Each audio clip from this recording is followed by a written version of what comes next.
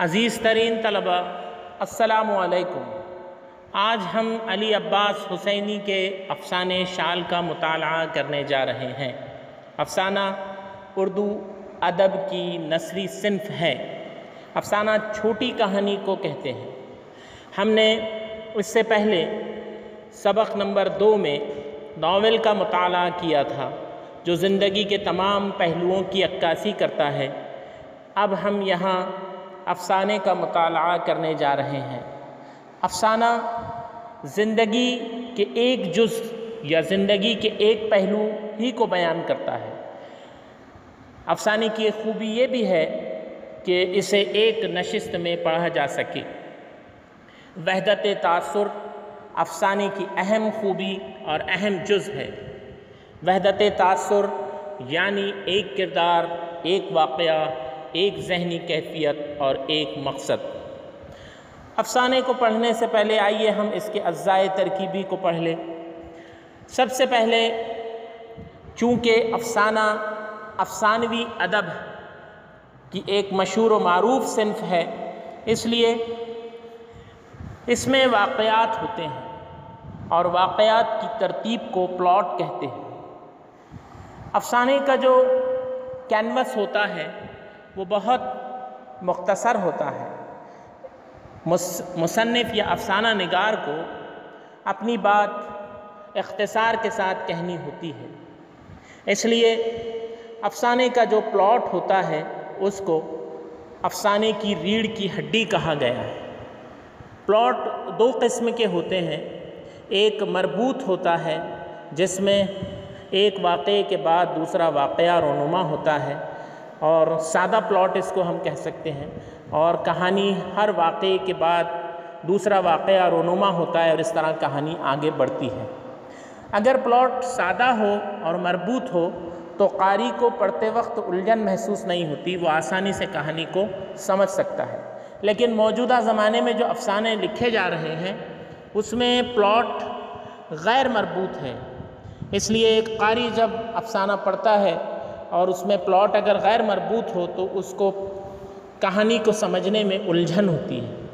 لہٰذا ہم یہاں جو علی عباس حسینی کا افسانہ پڑھنے جا رہے ہیں اس کا پلاٹ مربوط ہے، سادہ ہے۔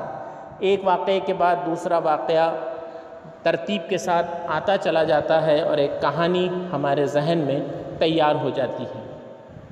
دوسرا ہے کردار۔ جب واقعات ہے تو واقعات کی پیشکش کردار کے ذریعے سے ہی ہوتی ہے۔ افسانے کا جو کردار ہوتا ہے اس کی کردار نگاری یہ افسانہ نگاری کی جان کہلاتی ہے۔ لیکن ایک بات ہم ذہن میں رکھیں کہ افسانے کا جو کردار ہوتا ہے افسانہ نگار اس کے کسی ایک پہلو ہی کو ذکر یہاں کرتا ہے، چونکہ ہم نے ابتدا میں ہی دیکھا کہ وحدت تاثر افسانے کی اہم خوبی ہے، تو کردار کا کوئی ایک پہلو ہی وہ بیان کرے گا، اسی کو وہاں ذکر کریں گے۔ ہر افسانہ نگار افسانہ لکھنے سے پہلے اس کا ایک نقطہ نظر رکھتا ہے۔ مثال کے طور پر اگر افسانہ نگار کو ملک میں پھیلی ہوئی معاشی بدحالی یا پچھڑے ہوئے طبقے کی زبوں حالی کا ذکر کرنا ہو تو پھر منشی پریم چند کی قلم سے کفن جیسا شاہکار افسانہ نکلتا ہے۔ اسی طرح ایک نقطہ نظر کے تحت کہانی لکھی جاتی ہے، افسانہ لکھا جاتا ہے، اور یہ فنکار کا جو نقطہ نظر ہے وہ اس افسانے میں نظر آتا ہے۔ لیکن ایک اچھا افسانہ نگار وہ ہوتا ہے جو اپنے نقطہ نظر کو کہانی میں غیر واضح رکھے، اسے واضح نہ ہونے دے۔ جب واقعات ہے، کردار ہے، تو کرداروں کے درمیان گفتگو بھی ہوتی ہے۔ مکالمہ اس گفتگو کو کہتے ہیں جو کرداروں کے درمیان ہوتی ہے۔ جو کہانی ہوتی ہے وہ کسی نہ کسی عہد میں، کسی نہ کسی تہذیب اور کسی نہ کسی شہر کی عکاسی ضرور کرتی ہے، تو مکالمے بھی اسی طرح کے ہونے چاہیے۔ اگر پس منظر دیہاتی ہے تو کردار کے زبان سے دیہات میں بولی جانے والی زبان میں مکالمے کہلوائے جاتے ہیں۔ اگر وہ پڑھا لکھا ہے، شہری ہے تو پھر اس کی زبان سے شہری زبان کی آمیزش والے مکالمے کہلوائے جاتے ہیں۔ مکالمے کو اچھے مکالمے لکھنے میں علی عباس حسینی، منشی پریم چند، راجندر سنگھ بیدی، کرشن چندر، سعادت حسن منٹو، یہ اردو کے مشہور و معروف افسانہ نگار ہیں اور یہ بہترین مکالمہ نگار بھی ہیں۔ کہانی کا آغاز اور اختتام بھی ہوتا ہے۔ اس کی ابتدا بڑی دلچسپ طریقے سے کی جاتی ہے، اس طرح کی جاتی ہے کہ پڑھنے والا اس کے طرف راغب ہو جائے اور وہ آخر تک کہانی کو پڑھتا رہے، اور اس کا جو اختتام ہوتا ہے وہ اکثر افسانوں میں چونکا دینے والا ہوتا ہے۔ یا کچھ افسانے ایسے بھی لکھے گئے ہیں کہ وہ کاغذ پر ختم تو ہو جاتے ہیں لیکن قاری کے ذہن میں وہ افسانہ شروع ہوتا ہے اور وہ اس کا جواب اپنی زندگی میں تلاش کرتا ہے۔ روسی زبان میں ایسے بہت سارے افسانے لکھے گئے ہیں، اور ایک خوبی یہ بھی ہے کہ اس میں اسلوب بیان جو ہے وہ خاص اہمیت رکھتا ہے۔ اختصار کے ساتھ مصنف کو اپنی بات پیش کرنی ہوتی ہے، تمام غیر ضروری باتوں کو اسے حذف کرنا پڑتا ہے۔ اس لیے بعض لوگ کہتے ہیں کہ افسانے کی تکنیک اور غزل کی تکنیک ایک ہی ہے۔ تو اس طرح یہ افسانے کے اجزاء ترکیبی ہے جن کو دھیان میں رکھتے ہوئے اب ہم علی عباس حسینی کے افسانے شال کا مطالعہ کرنے جا رہے ہیں۔ علی عباس حسینی 3 فروری 1897 کو غازی پور کے قصبے پارا میں پیدا ہوئے۔ انہوں نے ابتدائی تعلیم پٹنہ میں پائی، 1924 میں الہ آباد سے ایم اے کی سند حاصل کی، پھر اس کے بعد گورنمنٹ ڈگری کالج لکھنؤ میں ملازمت اختیار کی اور 1954 میں پرنسپل کے عہدے سے سبکدوش ہوئے۔ علی عباس حسینی ادب برائے زندگی کے قائل تھے۔ یہاں ایک جو اصطلاح استعمال ہوئی ہے ادب برائے زندگی، اس کا مطلب یہ ہے کہ جب ادب کو کسی خاص نصب العین کی اشاعت کے لیے استعمال کیا جائے تو اسے ادب برائے زندگی کہا جاتا ہے۔ ایک دوسرا نظریہ ادب برائے ادب کا ہے، جس میں ادب کو ادب ہی کے لیے ہونا چاہیے، یعنی جو ادب وجود میں آئے اس کا مقصد صرف اور صرف لطف اندوزی ہو، اور ادب برائے زندگی میں زندگی کے مسائل، زندگی کے سکھ دکھ اور فلسفی آف لائف یعنی زندگی کا فلسفہ جس میں بیان ہو اس کو ہم زندگی ادب برائے زندگی کہتے ہیں۔ تو علی عباس حسینی پریم چند ہی کی طرح ادب برائے زندگی کے قائل ہے۔ انہوں نے اپنی تخلیقات میں دیہات کی زندگی کی مؤثر عکاسی کی۔ دیہاتوں میں کسانوں کی جو معاشی بدحالی تھی اور زمینداروں کا جو ان پر ظلم و ستم جاری ہوتا تھا، انہوں نے اپنی کہانیوں میں اس کو پیش کیا۔ اپنی تخلیقات کے ذریعے انہوں نے قومی یکجہتی اور انسانیت کا پیغام دیا۔ 27 ستمبر 1969 کو علی عباس حسینی کا انتقال ہوا۔ اس افسانے کے مرکزی کردار عبید کو ایسی ایک صورت پیش آتی ہے کہ اسے سچ بولنے کے بجائے جھوٹ کا سہارا لینا پڑتا ہے۔ انسان کے لیے لازم ہے کہ ہمیشہ سچ بولے۔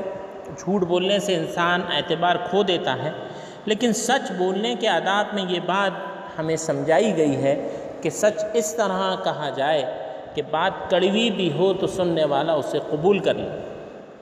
جھوٹ بولنے کو کبھی اچھا نہیں سمجھا گیا ہے، لیکن کبھی یوں بھی ہوتا ہے کہ انسان کسی فتنے یا شر کو رفع کرنے کے لیے نقصان نہ پہنچانے والی حقیقت کے برعکس بات کا سہارا لے لیتا ہے۔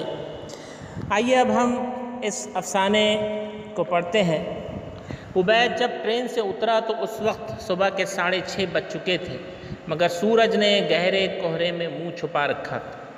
اس کا جو مرکزی کردار ہے عبید، وہ صبح ابھی ٹرین سے اترا ہے، اور یہ 3 لائن کا جو پیراگراف ہے اس میں اس ریلوے اسٹیشن کی منظر نگاری کی گئی ہے کہ جب وہ صبح 6:30 بجے ریلوے اسٹیشن پر ٹرین سے اترتا ہے تو سردی کا موسم ہے، سخت سردی کا موسم ہے، اور سورج نے گہرے کوہرے میں منہ چھپا رکھا ہے۔ یہ دیکھیے، یہ جو جملہ ہے اس کو ہم انشائیہ جملہ کہہ سکتے ہیں کہ اس میں انہوں نے بڑے اچھے انداز میں سورج جو کوہرے میں چھپا ہوا ہے اس کو بیان کیا ہے۔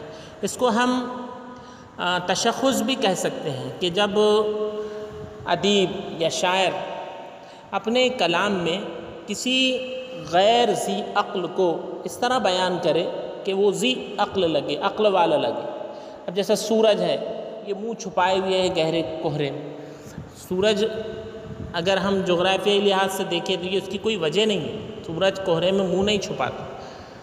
بہرحال کوہرا کہتے ہیں دھند کو، اس سے ترکیبیں بنتی ہیں کوہر آلود۔ جب سخت سردی ہوتی ہے تو فضا میں جو آبی بخارات ہوتے ہیں وہ جم جاتے ہیں، اس لیے ہمیں زمین کی سطح سے قریب دھواں نظر آتا ہے، دھند نظر آتی ہے، تو اسے ہم کوہرا کہتے ہیں۔ تو یہاں سخت سردی کی وجہ سے فضا میں کوہرا تھا اور سورج اس میں اپنا منہ چھپائے ہوئے تھا، یخ پڑ رہی تھی۔ یخ کہتے ہیں سخت برف کو۔ دیکھیے جب برف باری ہوتی ہے تو وہ جو برف گرتی ہے وہ روئی کے گالوں کی شکل کی ہوتی ہے، لیکن جب وہ زمین پر گر جاتی ہے، پڑ جاتی ہے برف، تو دھیرے دھیرے وہ گر کر سخت ہو جاتی ہے، اسے یخ کہا جاتا ہے۔ آج کل یخ کا استعمال ہوتا نہیں ہے، زیادہ تر برف ہی کا استعمال ہوتا ہے۔ اور اس سے جو ترکیبیں بنتی ہے یخ کے ساتھ، یخ بستہ یا یخ زدہ، تو یہ یہاں ایک لفظ آیا ہے یخ۔ چار باغ جیسے بڑے اسٹیشن پر جہاں ٹرین کی آمد و روانگی کے وقت کھوے سے کھوا چھلتا ہے، ایک عجیب طرح کا سناٹا تھا۔ جب ٹرینیں آتی ہے، آمد یعنی آنا اور روانگی یعنی جانا، ٹرینوں کے آنے جانے کا جب وقت ہوتا ہے تو وہاں بہت زیادہ بھیڑ ہوتی ہے، بہت زیادہ رش ہوتا ہے۔ اس کو بیان کرنے کے لیے مصنف نے استعمال کیا کہ کھوے سے کھوا چھلنا، یعنی اتنی زیادہ بھیڑ ہوتی ہے کہ لوگ ایک دوسرے سے اتنے قریب ہوتے ہیں کہ ان کا کھوے سے کھوا ملتا ہے۔ لیکن جس وقت عبید وہاں صبح میں اترا تو ریلوے اسٹیشن پر ایک سناٹا تھا، خاموشی تھی۔ اسٹیشن کیا تھا؟ جیسے بارات اتارنے والا گھر لڑکی کے رخصتی کے بعد۔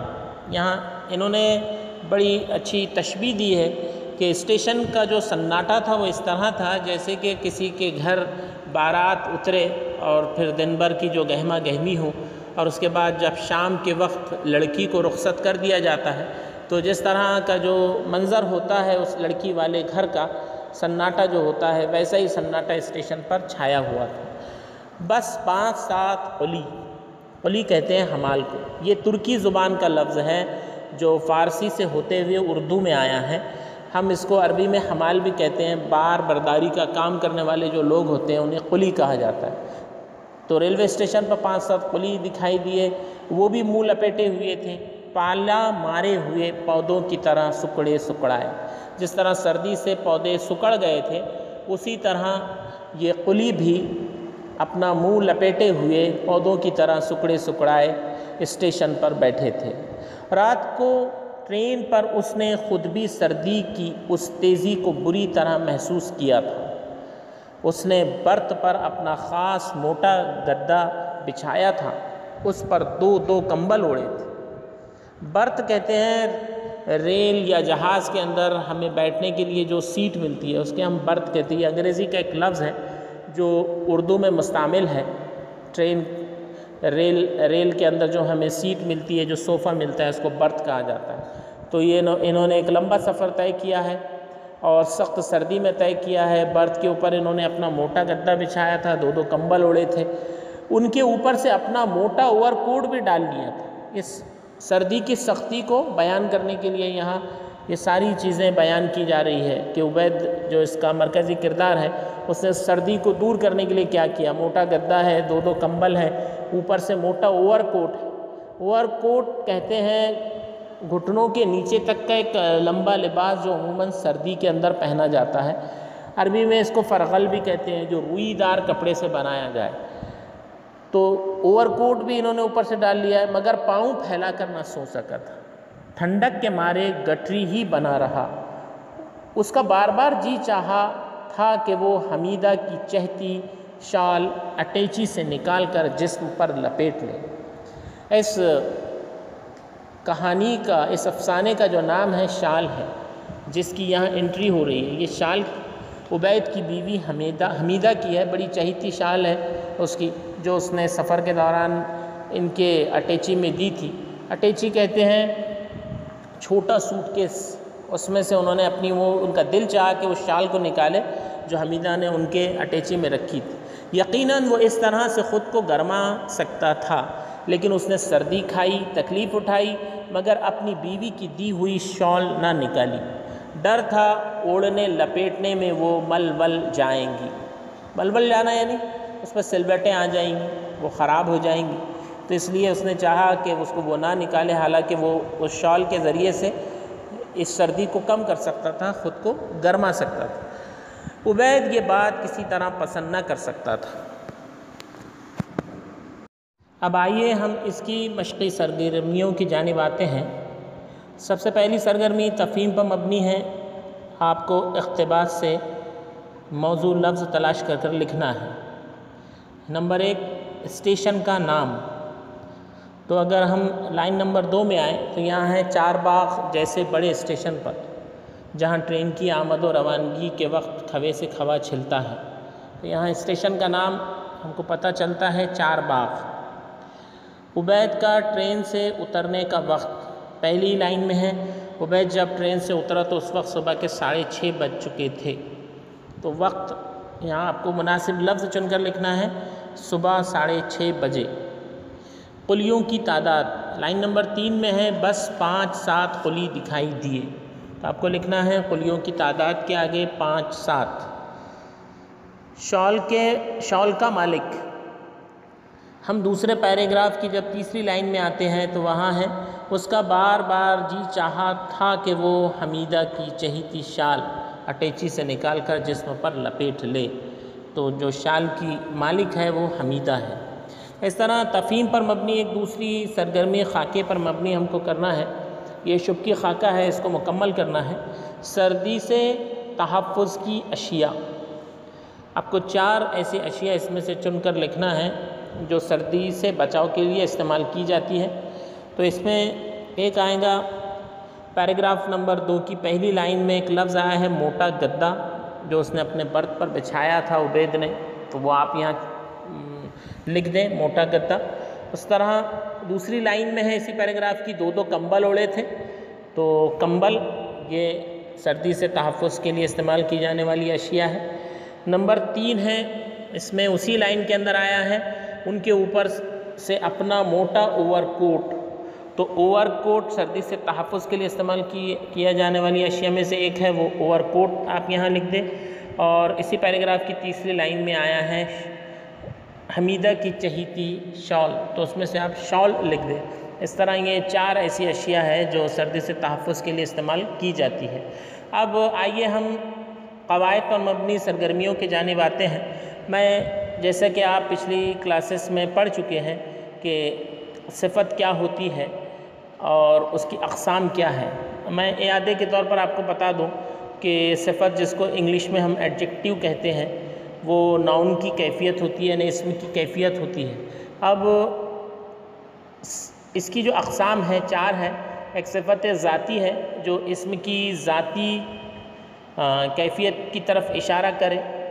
اس طرح صفت عددی ہے جو تعداد کی طرف اشارہ کرے۔ صفت مقداری ہے جو مقدار کی طرف اشارہ کرے، اور صفت نسبتی ہے جو نسبت کی طرف اشارہ کرے۔ میں آپ کو اب یہاں اس اقتباس سے 5 ایسی آپ کو الفاظ دے رہا ہوں جس میں سے آپ کو صفت پہچاننی ہے، اور وہ صفت کی کون سی قسم ہے وہ بھی پہچاننا ہے۔ تو لیجئے، پہلا لفظ ہے گہرا کوہرا۔ اس میں سے آپ کو پہچاننا ہے کہ صفت کیا ہے۔ جی ہاں، اس میں جو گہرا ہے یہ صفت ہے، اور صفت کی کون سی قسم میں آئے گا؟ یہ عددی، مقداری، نسبتی یا ذاتی؟ جی ہاں، یہ ذاتی میں آئے گا، صفت ذاتی۔ دوسرا ہے 5-7 قلی۔ تو قلی اس میں اسم ہے، اور اس کی جو صفت ہے 5-7، یہ صفت عددی ہے کیونکہ یہ تعداد کو ظاہر کر رہی ہے۔ یہ جو تیسرا نمبر پر ہے یہاں موٹا گدا، تو گدا یہاں پر اسم ہے اور موٹا اس کی ذاتی صفت ہے۔ تو موٹا جو ہے یہاں پر ذاتی صفت، یہ آپ اس کو لکھ لیں۔ چوتھا ہے موٹا اوور کوٹ، جیسے کہ اوپر موٹا گدا آیا، نیچے موٹا اوور کوٹ آیا، اوور کوٹ اسم اور اس کی ذاتی صفت موٹا۔ پانچواں ہے اس میں چہیتی شال، تو شال اس میں اسم ہے اور چہیتی اس میں صفت ذاتی ہے۔ اس طرح یہ صفت پر مبنی ہماری سرگرمی تھی۔ اب آپ کو ان دو اقتباسات سے متضاد الفاظ کی ترکیب ڈھونڈ کر لکھنا ہے۔ اس پورے جب ہم پیسیجز کو ہم نے پڑھا تو اس میں ایک ساتھ دو متضاد الفاظ ایک ہی استعمال ہوا ہے لائن نمبر 2 میں، آمد و روانگی۔ آمد یعنی آنا اور روانگی یعنی جانا، تو آمد و روانگی یہ متضاد الفاظ ہیں۔